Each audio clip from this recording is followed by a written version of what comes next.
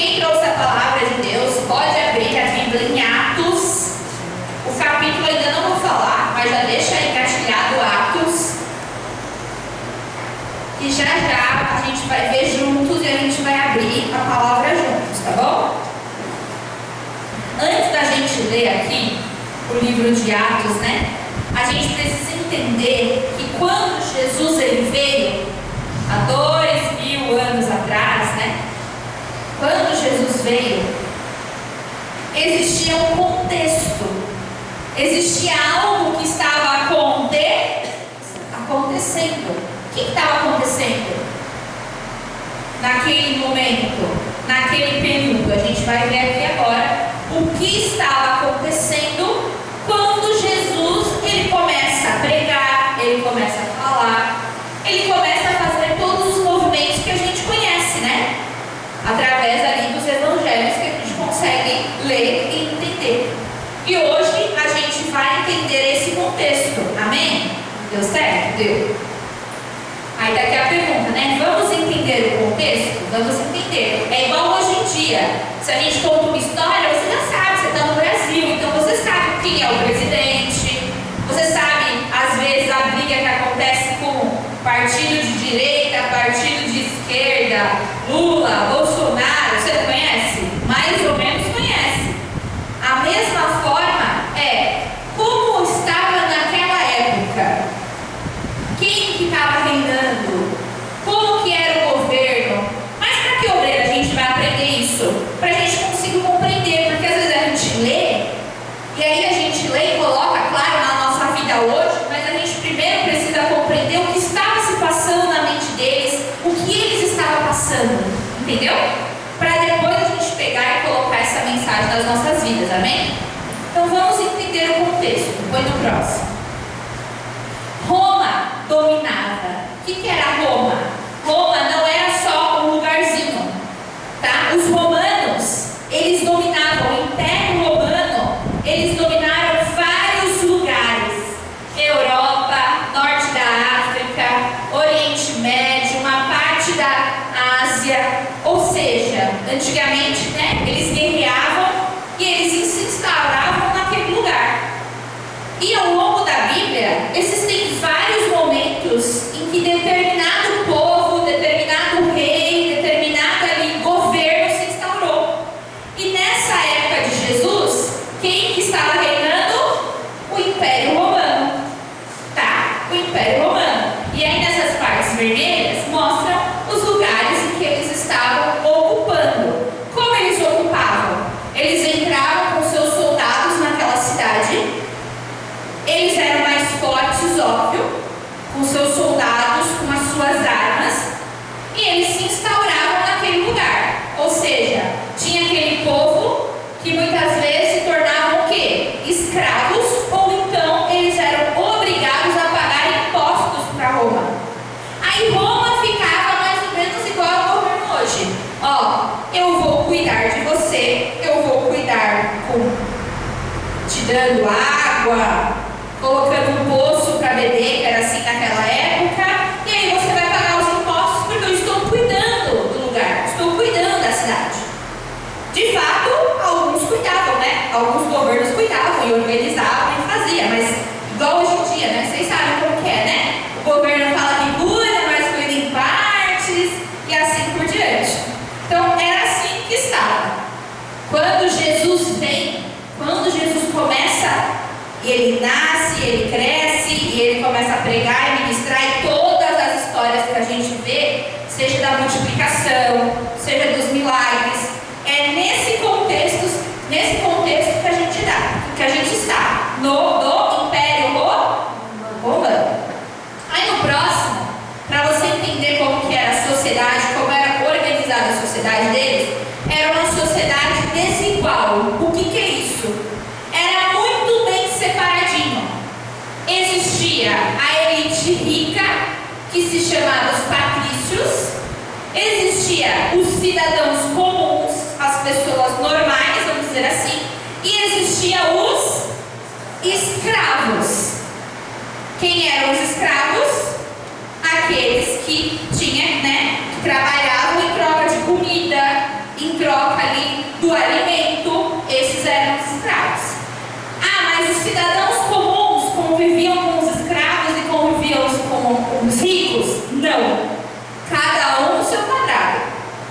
ricos não conversavam, não tinham relacionamento com os outros. O máximo que os ricos tinham é mandar, é brigar, é falar, mas era muito bem separado, tá? Aí, próximo. A religião do Império Romano era politeísta. O que é politeísta? Era muitos deuses. Eles acreditavam em muitos deuses. O Deus do Sol, o Deus da Lua, Netuno, Júpiter, Horus, muitos deuses. Cada deus para uma coisa específica. O Deus que vai cuidar da plantação. Vai lá e reza e faz uma oferenda para aquele Deus que cuida da plantação. O Deus que faz com que o sol venha. Eles achavam que era, eles pegavam, mas era diferente. Por que era diferente? Aqui, ó, templos, estátuas, altares. E aqui, vocês têm noção, é uma foto de Roma hoje. Você vai lá, para todo lugar, tem isso assim, alguns que estão derrubados, né? Mas por todos os lugares que você anda nas ruas, existem ainda esses templos, esses altares, esses lugares, porque eles acreditavam em vários deuses. Mas os deuses deles eram muito diferentes do nosso Deus que a gente tem aqui agora, que é o Deus que cuida, que é o Deus que ama. Esses deuses do Império Romano eram outros tipos de deuses. Coloca no próximo.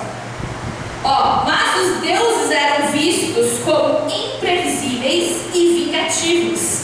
A religião funcionava muito mais como ritual para evitar a ira dos deuses. Então, as pessoas, elas faziam mais as coisas para os deuses, né? Para evitar uma desgraça. Como assim, obreiro? Vamos supor, a pessoa está morrendo de medo da plantação dela vir um monte de cupim, por exemplo. O que ela fazia? Deixa eu fazer uma oferenda, deixa eu fazer algo para esse Deus, porque senão esse Deus vai ficar bravo e vai trazer um monte de praga para a minha plantação. Então, acontecia isso no Império Romano, dessa ira dos deuses. E aí os pobres, né, os escravos, eles pegavam, muitas das vezes, eles não tinham o amor do Deus, entendeu? Ele não tinha ali o cuidado do Deus, dos deuses com letra minúscula. Pelo contrário, era mais uma relação de vingança ali dos deuses. E aí, vamos para o próximo. Vem o quê? Leiam aqui comigo. O choque do Evangelho. Claro, gente, que existem várias religiões e várias formas, né, na época, mas do Império Romano era isso. A grande maioria era politeísta. Pra vocês terem noção, em janeiro eu tive a oportunidade de ir para Roma e eu fiquei em choque. Por que eu fiquei em choque? Porque tinha estátuas para todos os lugares, até hoje.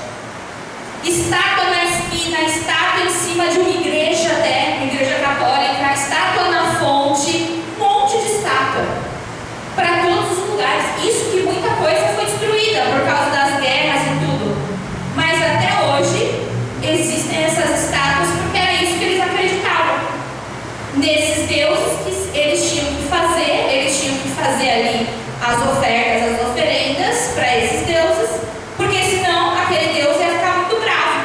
Então eles faziam. Entende?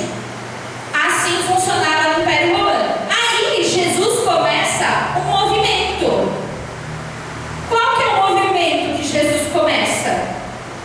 Jesus começa do nada a falar que ele ama as pessoas.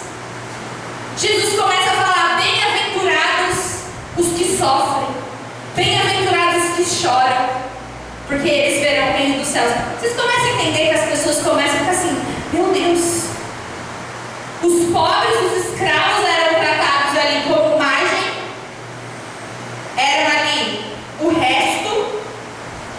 Para eles aqui nessa época dos romanos, só eles prestavam. Não tinha isso assim. Hoje em dia tem outros problemas, né? Hoje em dia tem bullying. Às vezes um faz um apelido para o outro. Hoje em né? Ah, é os negros, aí às vezes tem esse preconceito. Antigamente o preconceito só era um no Império Romano. Qual que era o preconceito? Alguém sabe? Oi? Social. Não entendi?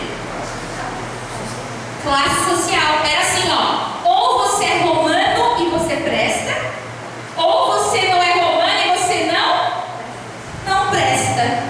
Era isso. Para vocês terem noção, Jesus em Mateus 5,41, quando ele fala assim, ó, se alguém te obrigar a andar uma milha, vai com ele 2. Sabe por que Jesus falou isso? Porque naquela época tinha uma lei dos romanos que se os romanos vissem alguém que não era romano, podia ser judeu, podia ser qualquer um. Porque existia, né? Ali no Império Romano, outras pessoas de outras religiões, outras crenças. Se ele visse uma pessoa que não era romana, o romano podia falar assim para ele: você vai carregar as minhas coisas por uma milha. E as pessoas eram o quê? Obrigadas a carregar. Olha isso, que absurdo. Mas o que Jesus fala? Se alguém obrigar você a andar com a pessoa uma milha, você vai com ela 2. Olha como Jesus é diferente. Todo mundo ficava morrendo de raiva disso. Quem ficou morrendo de raiva disso? Eu fiquei. Que absurdo, que folgados. Fazia para humilhar mesmo, para cutucar mesmo. Quem já assistiu o The Chosen, esse episódio? Alguém viu o The Chosen? Depois a gente manda lá no grupo para vocês verem. No The Chosen acontece exatamente essa cena. E aí os judeus ficavam bravos, todo mundo ficava bravo. Por quê? Porque eles eram folgados. Eles se sentiam dono maior que tudo. E de fato eles eram por causa do governo, do império. O governo dava isso para eles. Já que você é romano, você pode. Aí sabe o que eles tinham que fazer? Olha o que a pessoa tinha que fazer. Tinha que deixar as coisas dela, a mochila dela, as coisas que ela estava carregando, deixar no chão, levar no bonitinho romano uma milha, depois voltar para poder pegar a coisa dela e continuar o caminho. Olha que absurdo. Era esse contexto da época. E aí imagina, todo mundo ficava bravo, todo mundo ficava raiva, todo mundo xingava, falava. Aí vem Jesus neste contexto da época e ainda fala para as pessoas: se alguém te obrigar a andar uma milha, vai com ele 2. Mostra que você é maior, que você serve, seja diferente. Olha como Jesus dá um choque nas pessoas, faz a mente das pessoas entrar ali, ó, chute. Tanto que no episódio do The Chosen, ele anda ali uma milha com os discípulos bravos, fungando assim, andando. Imagina a raiva, fazendo Jesus passar por isso. Aí Jesus anda, e aí, quando é a lei, é só uma milha. Quando chega, não, agora pode dar, os soldados, pode dar pra gente as nossas coisas, que agora a gente vai. Não, a gente vai andar mais uma. Aí o que acontece? Os soldados estavam com cara de quê? De tacho, que envergonhado. Eles passaram uma milha zombando, chacotando, falando, dando risada deles. E aí a outra milha, eles passam sem graça. Porque o amor de Jesus, ele faz isso, ele constrange. Não, eu fui uma milha porque eu era obrigada, agora eu vou a outra que eu quero. Estou indo por amor agora. Olha que forte isso. E é nesse contexto em que a mensagem de Jesus começa a ser proclamada ali. Imagina colocar a mente das pessoas nesse lugar, nesse ambiente. Ela já é diminuída porque ela não é romana. Ela já é menosprezada naturalmente, porque já existe um preconceito natural, que você não era da elite, você não fazia parte do Império Romano. Você já era meio que a parte por conta disso. E aí no próximo diz assim, ó, os cristãos, os cristãos não adoravam os deuses romanos, então eles eram considerados rebeldes, estranhos, era uma ameaça ao império, certo? Então o tempo todo eles estavam de olho Porque quando Jesus começava a pregar, ele começava a falar coisas que nunca foram ouvidas antes, coisas novas, mensagem de esperança, mensagem de alegria, mensagem que alguém te vê, alguém te ouve, alguém te escolhe. Como assim? E aí, uma mensagem nova ali para as pessoas, até para aqueles que já conheciam a palavra, já conheciam Abraão, já conheciam Moisés. Tudo que Jesus fala é novidade para aquelas pessoas. E quando Jesus começava a falar, não vinha uma pessoa, duas, começava a vir um monte de gente querendo o quê? Ouvir. E aí se juntava aquela multidão igual na foto anterior, vinha um monte de gente. E aí imagina os romanos olhando. Imagina um homem simples, que do nada, entre aspas, porque imagina, foi 3 anos praticamente, 33 anos de Jesus, toda vez que ele falava, ministrava, lotava. E eles não estavam acostumados com isso. Então eles ficavam de olho, o tempo todo eles ficavam, será que isso pode ser uma ameaça? O que vai acontecer? Então eles ficavam ali de olho para tentar controlar, né, a população, para não acontecer uma revolta, para os cristãos se unirem e falar, vamos tirar aqui o Império Romano, vamos matar eles. Você entende? E aí vem o que? O choque do Evangelho. Foi pro próximo. O que Deus começa a falar, né? O que Jesus começa a falar? Deus ama você, Deus conhece você, Deus olha para o seu coração, você é único, você pode ser filho, Deus tem vida eterna preparada. Eu coloquei aqui as partes bonitas, né? Mas tem outras partes que Jesus é mais duro. Jesus, ele fala sobre o jejum, ele fala sobre oração, ele fala sobre, imagina, tá todo mundo lá ofertando, dando dinheiro à vontade, aí vem uma viuvinha pobre, coloca ali umas moedinhas, e Jesus fala, essa sim está dando de todo o coração.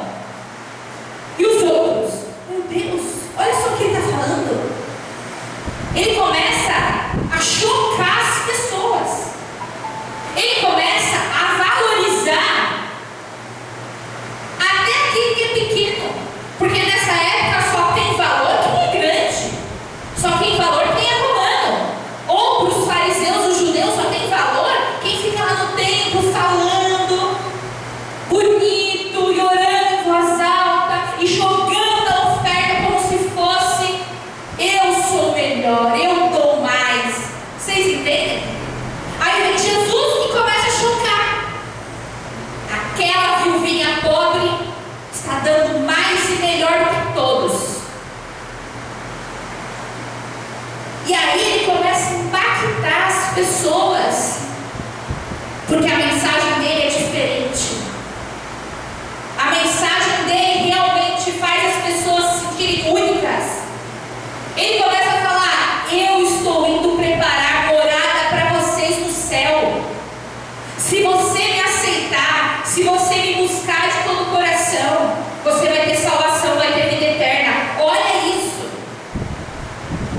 Veio Deus, Senhor Jesus, né, para abraçar as pessoas, para amar as pessoas, não igual os deuses do Império Romano, que é vingativo, é um Deus bravo, é um Deus com letra minúscula, bravo, porque se você não fizer o sacrifício, a sua família vai morrer. Você entende? E aí as pessoas começam a servir e a se converter e a aceitar Jesus, não por obrigação, não porque o Deus falou, você vai fazer, você vai morrer. Não. Elas começam a fazer porque elas encontram esperança, elas encontram propósito, elas encontram o amor, elas se sentem amadas, abraçadas, acolhidas. Olha isso. No próximo diz assim, ó, antes as pessoas não tinham esperança. A mensagem de Jesus trouxe perdão. Imagina, você carregar a mensagem que você é um pecador, pronto, acabou. Você é um pecador. Você vive o resto da vida, eu sou pecador, eu não presto.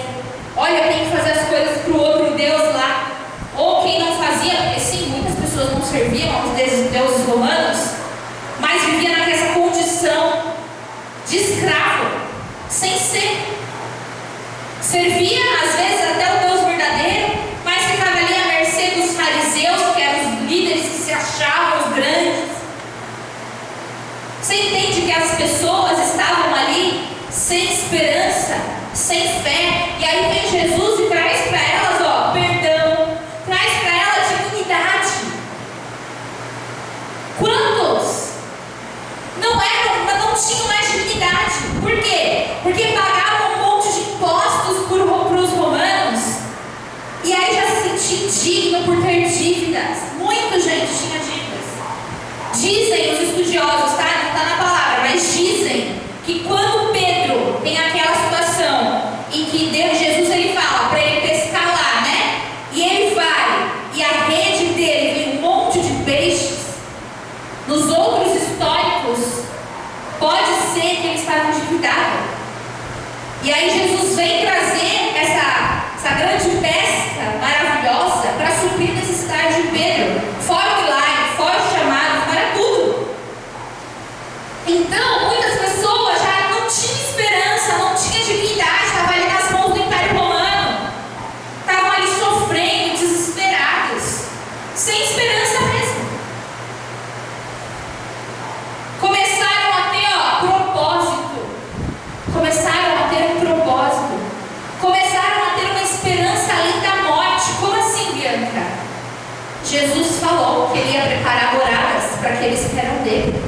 Jesus disse que não ia deixar as pessoas órfãos, ia deixar o Espírito Santo, mas que depois, se a pessoa morresse aqui na terra, ela não estava morrendo, ela ia viver a vida eterna. Olha que maravilhoso. E sabe que eu estive lá, né, em Roma, e o próprio guia, a própria pessoa que explicava as coisas de Roma e falava a respeito dos romanos, o quanto eles eram duros, o quanto eles eram maus, o quanto o Império Romano, eles tinham ali uma sociedade que realmente era bem dividida, só os ricos que tinham poder, o resto era resto. E eles mesmos, o guia, que nem evangélico é, que nem acreditar em Jesus acredita, ele falava o quanto que os cristãos sofreram nas mãos dos romanos, do Império Romano. O quanto que os cristãos, depois, mais pra frente, que a gente vai ver, serão mortos, serão judiados. Por quê? Porque isso era uma ameaça ao Império. E aí, o próximo. É nesse contexto, cheio de poder, violência, deuses pagãos, que são esses deuses com letra minúscula, e desigualdade social, que a mensagem do Evangelho começa a se espalhar. É nesse lugar que a mensagem começa a se espalhar, que a mensagem começa a alcançar novas pessoas. Antes Jesus falava para poucas pessoas, depois foi aumentando, depois foi chocando, depois foi trazendo. Vocês entendem? No próximo, diz assim, em Atos 9, agora você pode abrir aí na sua Bíblia, Atos 9, se você quiser ler junto comigo, não tem problema, está aqui o 15 e 16, diz assim, mas o Senhor lhe disse, vai, porque este é para mim o instrumento escolhido para levar o meu nome perante os gentios e reis, a alta sociedade, a elite, os chiques, os ricos que a gente viu no Império Romano, bem como perante os filhos de Israel, pois eu lhe mostrarei quanto lhe importa sofrer pelo meu nome. Aqui Deus está falando sobre quem? Saulo, que se tornou Paulo. Olha só, Paulo, vou falar Paulo que vocês já conhecem, mas ele era Saulo que se transformou em Paulo. Adivinha o que Paulo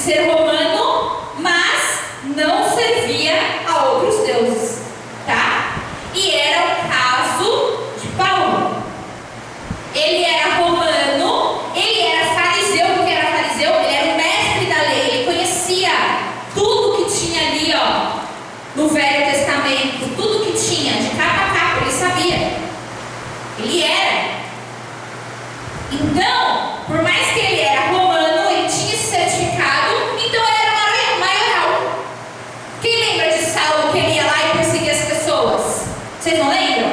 Não vou olhar aqui, senão vai ficar muito grande. Por quê? Porque ele era o maioral. Ele podia. Ele era romano. Ele era fariseu, ele sabia da Bíblia, mas ele não acreditava em Jesus. Tinha muitos. Jesus falava e debatia com muitos fariseus. O quê? Eles não acreditavam. Eles não acreditavam que o reino de Deus veio, que Jesus já veio para salvar. E aí, por um romano, olha só, por este homem, que era romano, e que em Atos 22, ele confessa que é romano e fala que é romano, e usa isso ao seu favor, para muitas vezes não ser preso, não ser decapitado, não ser morto. Ele usa isso, porque ele era de nascença romano. Em Atos 22, fala isso. E eu só não vou ler, senão vai ficar muito grande, mas tem ali uns versículos, ali uns 7 a 10 versículos, onde tem um diálogo que ele fala que ele é romano, desde nascença. Tá? Então ele tinha isso. Ele tinha esse poder a mais. E aí, Deus, ele fala isso. Olha só, vamos ler agora. O Senhor lhe disse: vai, porque este é para mim o instrumento escolhido para levar o meu nome perante os gentios e reis, bem como perante os filhos de Israel, pois eu lhe mostrarei quanto lhe importa sofrer pelo meu nome. Olha só, Deus, ele levanta uma pessoa no meio dos romanos para evangelizar. Sabe por quê? Porque às vezes Pedro, que não era romano, talvez não tinha moral para falar.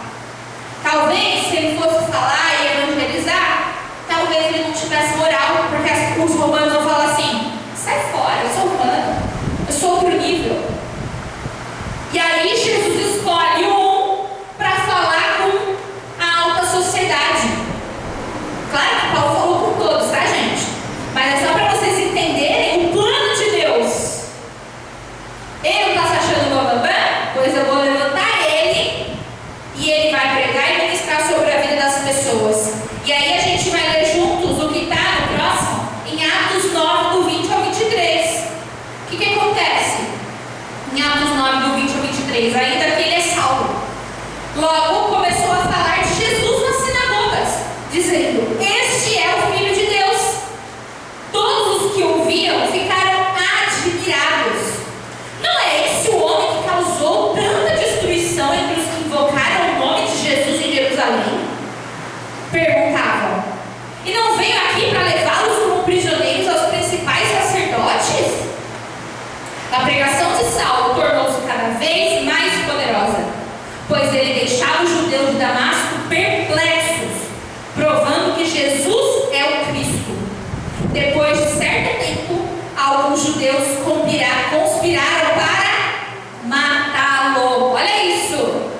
Saulo, que era romano, que era o bambambam fariseu, mestre da lei, que era aquele que perseguia, porque ele tinha autoridade, ele podia. O Império Romano, o governo, dava autorização para ele fazer. Deus intervém no meio e fala: agora ele vai ser o meu escolhido, porque ele vai falar e pregar e ministrar lá para os reis, lá para a elite. Ele vai usar essa autoridade que ele tem, essa intensidade que ele tem para ficar fazendo o que ele está fazendo com os cristãos. Ele vai usar agora para Jesus. E logo ele começa a fazer. Ele começa a ministrar. E aí as pessoas ficam assim: gente, do mais absoluto nada. Esse não é o cara que estava até ontem prendendo todo mundo. Vocês viram aqui eles falando? Só que vocês perceberam que logo depois eles queriam prender Paulo. Vocês viram? Olha só. Uma hora ele estava ali perseguindo, outra hora ele era a pessoa que falava, que ministrava, que tinha autoridade, que entendeu o que Jesus tinha que fazer. E aí ele era a pessoa que passou a ser perseguida. Passou a ser a pessoa, não pelo Império Romano, mas pelos próprios judeus, pelos próprios mestres. Vocês estão entendendo? Quem aqui está entendendo? A nossa aula de história praticamente junto com a Bíblia. Estão entendendo mesmo?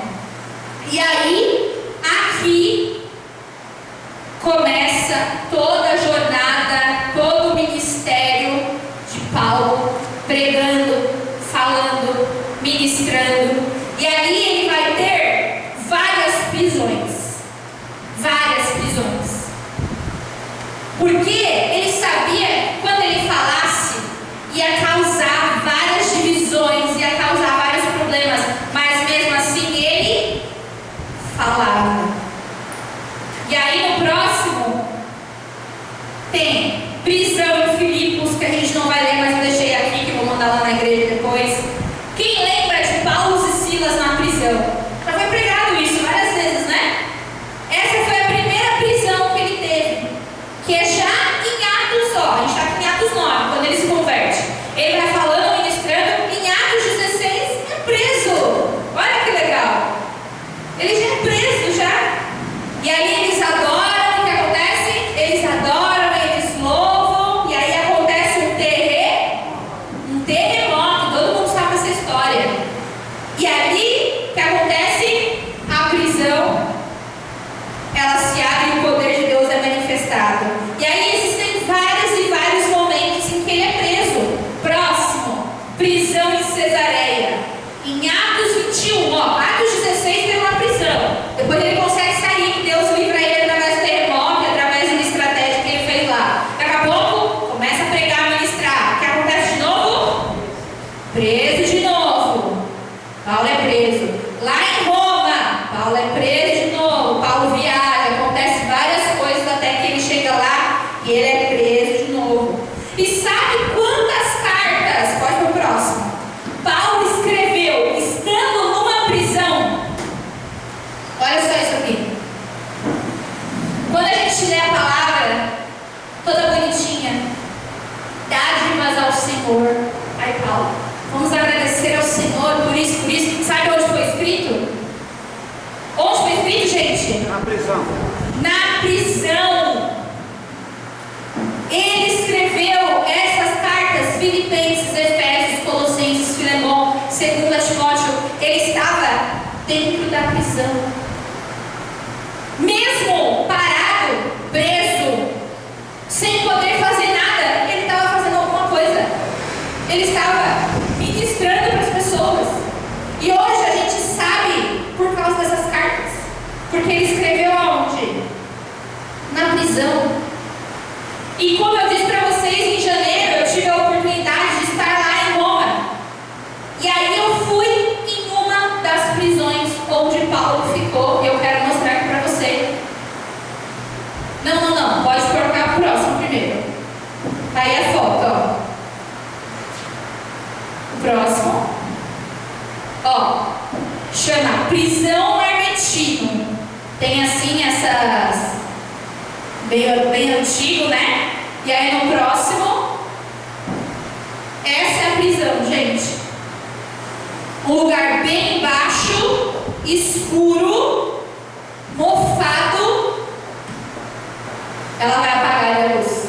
Ó, não dá pra ver direito porque realmente é escuro. Um lugar escuro, bem assim, cheiro de mofo, gelado, frio.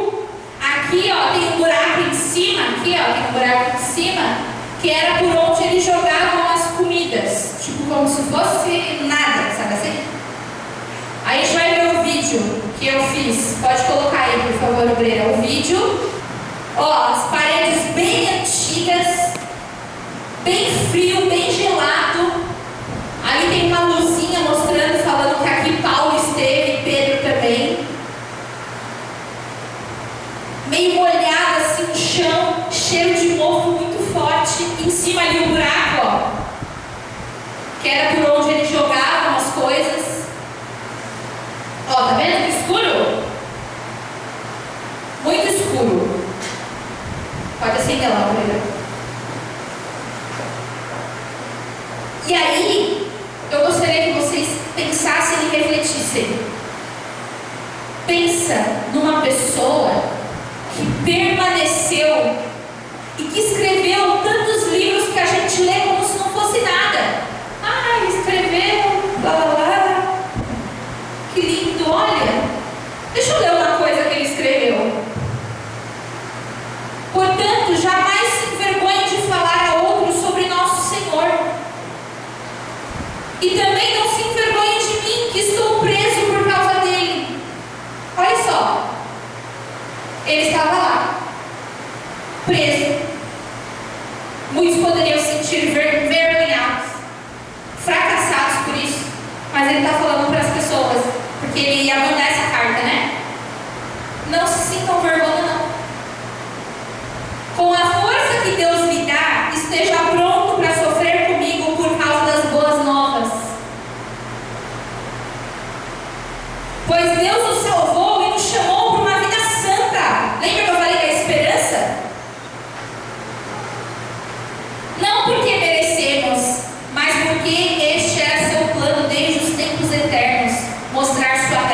meio de Cristo Jesus. E agora Ele tornou tudo isso claro para nós com a vinda de Cristo Jesus, nosso Salvador, que destruiu o poder da morte e iluminou o caminho para a vida e a imortalidade por meio das boas novas, das quais Deus me escolheu para ser pregador, apóstolo e mestre. Olha isso. Por isso estou sofrendo assim. Está vendo esse lugar? Ele escreveu isso aqui, nessa colocação, neste lugar. Por isso eu estou sofrendo assim. Mas eu não me envergonho, pois conheço aquele em quem eu creio e tenho certeza de que Ele é capaz de guardar o que me foi confiado até o dia da sua volta.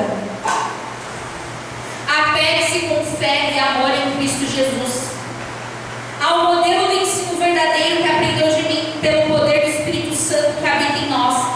Guarde a verdade preciosa que foi confiada. Olha isso, gente.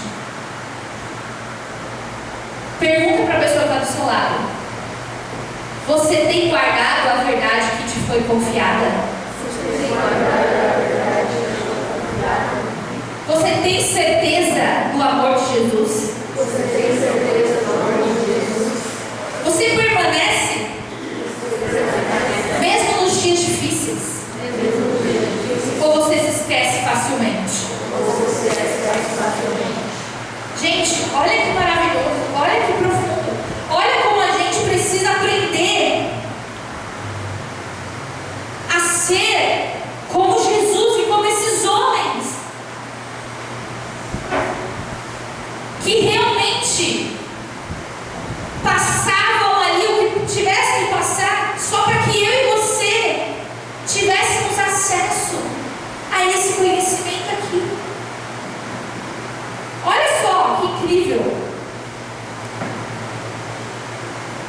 Olha o que fala lá mais para frente. Diz assim, ó: esta é uma afirmação digna de confiança. Se morrermos com Ele, também com Ele viveremos. Se perseverarmos, com Ele reinaremos. Se o negarmos, Ele nos negará. Se formos infiéis, Ele permanece fiel, pois não pode negar a si mesmo. Ele está dizendo aqui, ó: eu, se for preciso, eu vou morrer com Jesus. Eu vou viver com Ele.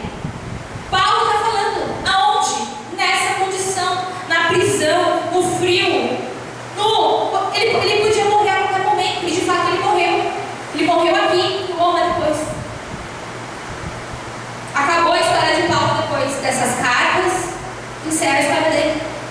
Porque teve várias prisões, prisão ali em Filipos, prisão ali em várias, mas teve uma hora que acabou, cessou. E até o último dia de vida dele, ele estava escrevendo as cartas. Ele estava ministrando fé. Ele estava dizendo para os outros: não tenham vergonha, continuem. Não negue Jesus, não nega. Não vou negar Jesus, não. Tá, Moreira, o que toda essa história tem a ver com a minha vida? Porque até agora eu falei da história, né? Estou explicando para a gente abrir e entender a nossa, né, o nosso nível de consciência e o nosso conhecimento abrir. O que isso tem a ver comigo, Moreira? Tudo. Se hoje nós temos essa palavra, é porque alguém lutou, permaneceu para chegar até nós, para a gente ter sucesso. Mais do que isso, o Evangelho conseguiu passar por tudo para chegar aqui a nós hoje em dia. Tudo que obreira. Vamos no próximo ver. Logo depois que Paulo morre, muitos discípulos morrem, o Evangelho poderia ter cessado. Nunca mais vamos ouvir falar de Jesus. Mas pelo contrário, mais as pessoas se convertiam, mais as pessoas falavam de Jesus, mais eles eram esperança. E aqui é o Coliseu. O que é o Coliseu? Quem nunca viu? Era uma cultura, né? O Império Romano ali dentro do Coliseu, uma cultura de violência e espetáculos. Ou o que tinha ali? Tinha luta de gladiadores, tinham mortes em público, tinha várias coisas ali naquele Coliseu. O que é esse Coliseu? futebol. Mas esse estádio deles, né? Era um estádio que tinha vários. Esse é um deles. E eles faziam para as pessoas se entreterem, igual no futebol, que vai lá para se entreter, para jogar. Só que antigamente era pior, para ver as pessoas morrendo. Era para ver as pessoas morrendo. O que tinha aqui? Tinha leões que comiam as pessoas vivas. Tinha aqui luta entre os gladiadores, que eram ex-escravos que tinham a chance de se libertar escravos se eles vencessem, ou seja, algum dos dois ia morrer. Enquanto isso, ficava todo mundo ali ao redor gritando, que queria que morresse. Que alguém morresse. E ali a gente vai ver agora o vídeo. Pode apagar a luz lá, o vídeo. Eles entrando no Coliseu, que é aquele que eu mostrei. Ó os leões, ó.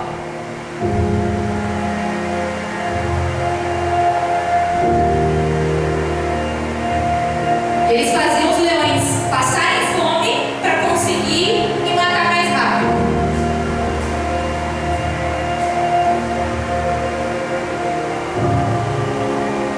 Olha lá os reis, ó, os imperadores.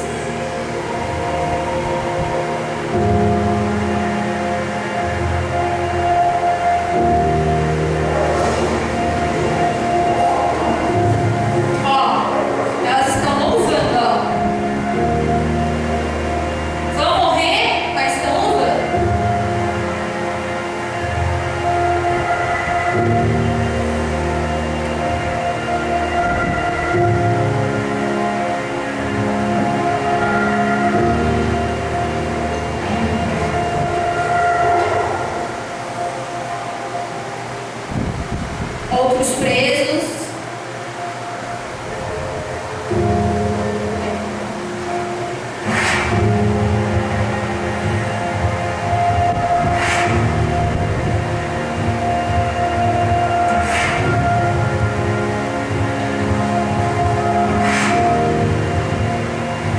Olha só, eles de joelhos.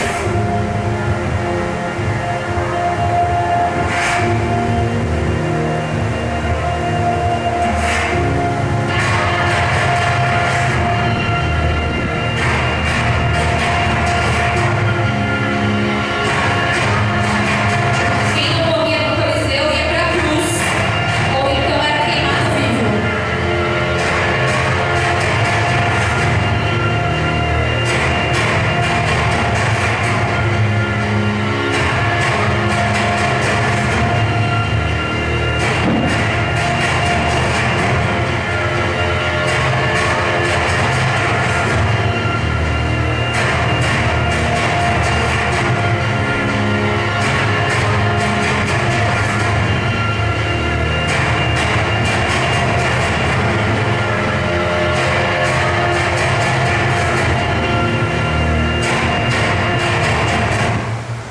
Deu para ver? Deu. Gente, vocês têm noção o que essas pessoas passaram para que a palavra de Jesus chegasse até você?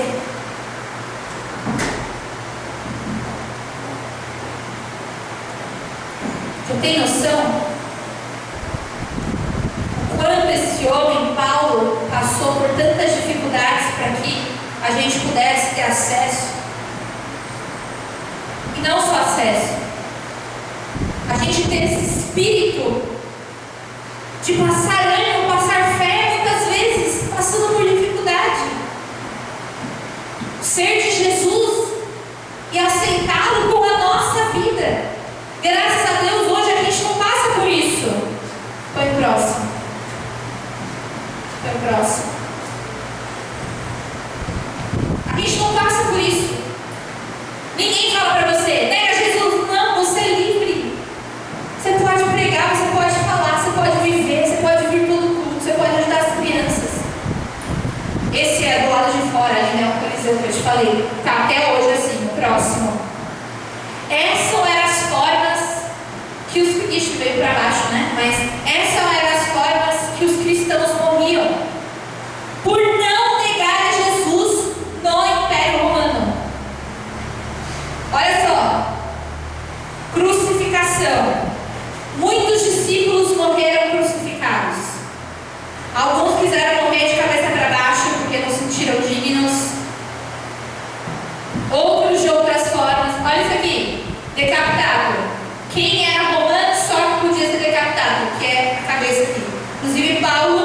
pode ter sido morto dessa forma.